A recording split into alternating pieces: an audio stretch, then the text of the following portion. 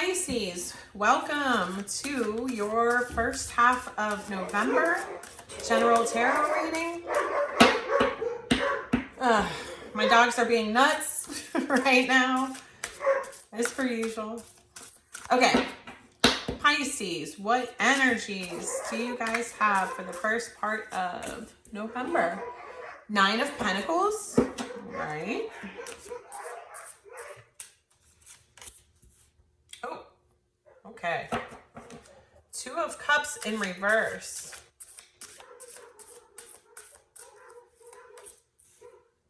Eight of Cups, okay.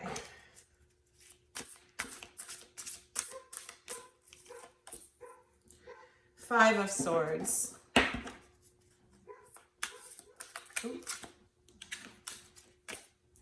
3 of Swords. Oh, Pisces.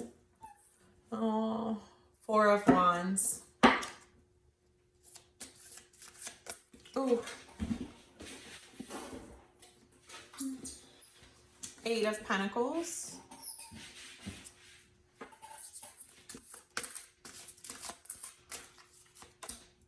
Nine of Cups. Okay. Pisces, the first card out for you guys is the 9 of Pentacles, which is a card about being single, stable, independent. And it's clarified by the 2 of Cups, which is, you know, I read that often as a twin flame card. On this card in particular, it says union. So this is a disunion, right? I'm definitely seeing that there was a breakup here, and it looks to me like you walked away. You know, so there was a breakup of some kind. I see an 8 of Cups, so that's a walking away. And it's clarified by the 5 of Swords, which is a card about conflict. It can be about one-upping, you know, really someone in a situation trying to manipulate, deceive, or get one over or one up on someone else. And so I see you walking away from that energy. I also see the 3 of Swords, which is about heartbreak. It can often be about third-party situations as well. And that's clarified by the 4 of Wands. What I'm seeing is that this person that you were dealing with, Pisces, that what you were looking for was, you know, a strong, stable foundation. I also see, I mean, there's some twin flame energy in this card. I feel like this person that you were dealing with might have been a false twin flame, which is why the 2 of Cups comes out upside down. So, you know, what you were looking for was the 4 of Wands situation.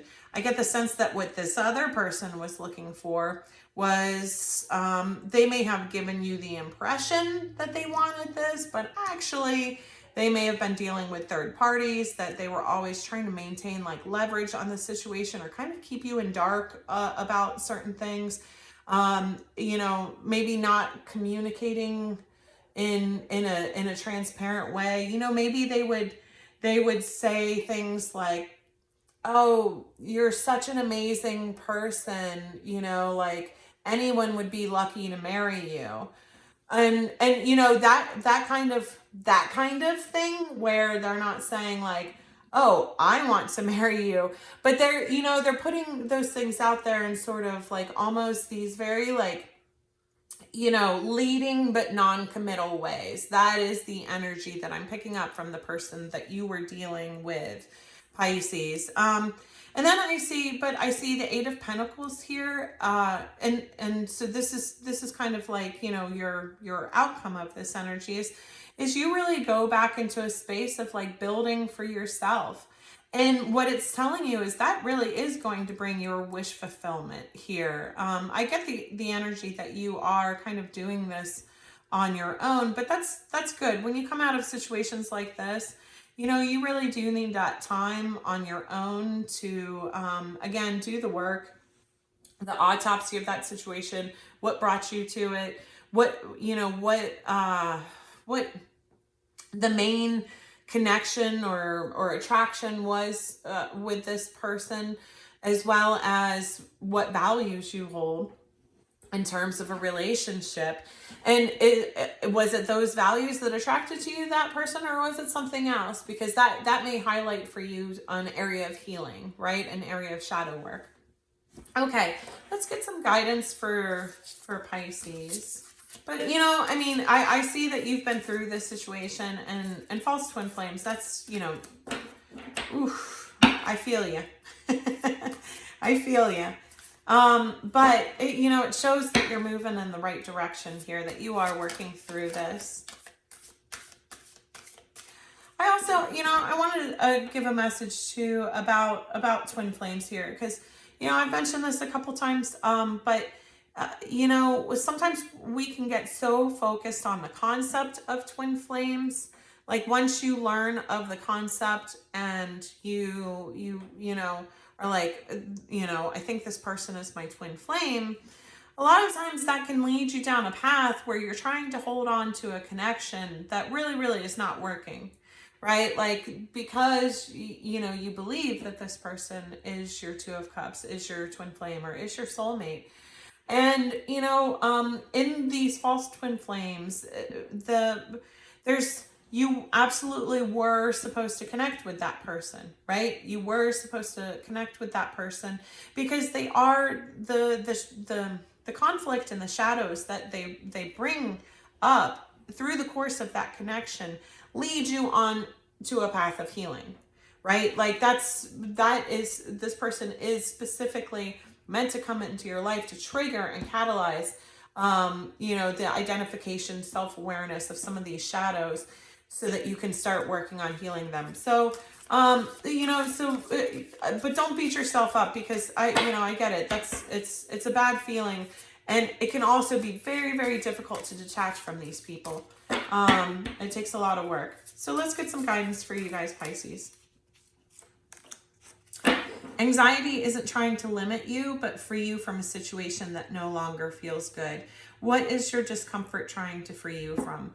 Yeah, exactly. I mean, and I very much get the sense, right, that in this situation that you were dealing with, you know, there were probably many times, or you may still be in the course of dealing with this situation, but where you see all of these red flags popping up and you're like, oh, you know, it's giving you that anxiety and you're like, well, what am I supposed to do? Because if this is like, you know, a soul contract, connection, twin flame, you know, whatever it may be, I feel like I need to stick it out. I need to, you know, whatever.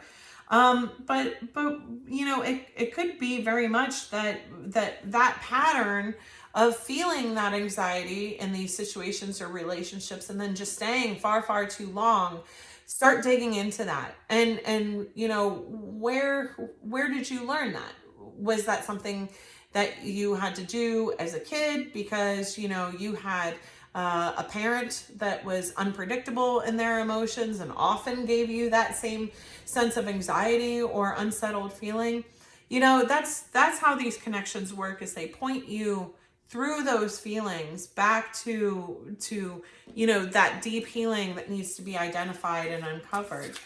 And then forgiveness will set you free. What do you need to forgive yourself for? Oh, and I feel it, right?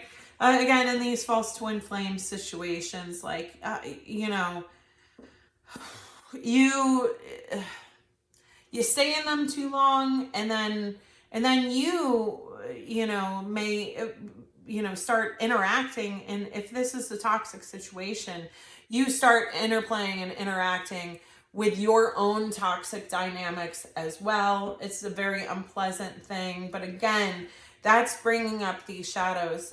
It's how this healing works. So you don't want to beat yourself up and hyper focus. Yes, acknowledge those aspects of yourself that you're not proud of. Acknowledge them, but also give yourself like the loving space to like say, it's okay. You know, it's okay that I was doing the best that I could at the time with what I knew. And, you know, and work first on forgiving yourself first. You know, you can work on forgiving other people later. But I find, you know, for me, I often easily forgive other people. It's much harder to forgive myself, right? But just understand that even though it may have been unpleasant, some of the aspects that this connection exposed for you of yourself, that was the whole point of it, is to raise that for you so that you can meet it, sit with it, identify it, and then decide that you want something different, that that's not an aspect of yourself that you want to be core to you, and that you want to work on changing. That's how it works. It doesn't mean, that you're lesser because you have those aspects. Everybody does. Everybody does.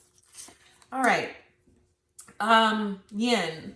Intuition, trust, patience, spirituality, and receptivity. So this is the feminine energy, and you may have engaged in sort of or had to sit, especially again if this was your twin flame and maybe they were ghosting you, running away, whatever it may be. And so you probably went into your masculine energy and started chasing this person, whatever it may be. You ended up going into your masculine energy because of this situation. And so what it's asking and guiding you to do is to return to your feminine energy, and sit with your intuition. Start trusting yourself first. You don't have to trust anyone else. Trust yourself first. Right? Say that, hey, I can get through these situations and I may make some mistakes, but I get there in the end, right? Have patience with yourself. Focus on your spirituality and get in that state of receiving, because again, that's how you know you're out of your divine feminine energy is receptive, right? Divine feminines aren't going and chasing things. They work towards things, they're focused, they have ambition, but they don't have to chase down things because their energy is attracting it. And so they just have to remain in that receptive energy. And so, it's reminding you that you don't have to chase what's yours. Just, you have to get into a space of being open to receive it. But to do that, to genuinely get to that receptiveness space, there has to be a lot of self-love and self-worth, that you are worthy of what it is that you're ready to receive. Do you see what I mean? Okay. All right.